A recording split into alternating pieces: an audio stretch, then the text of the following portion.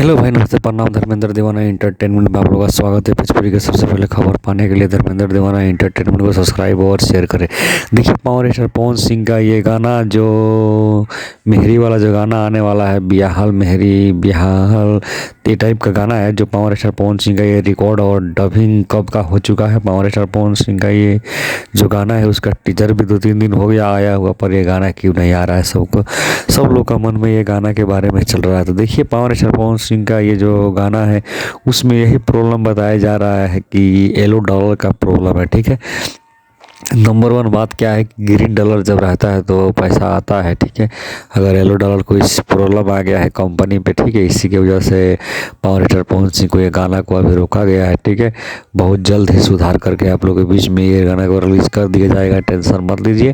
ठीक है, तो पावर स्टार पवन सिंह का गाना सुनने के लिए बेताब है तो ये चैनल को सब्सक्राइब और शेयर कर रखिए, आते ही हम लोग बता देंगे। जय हो।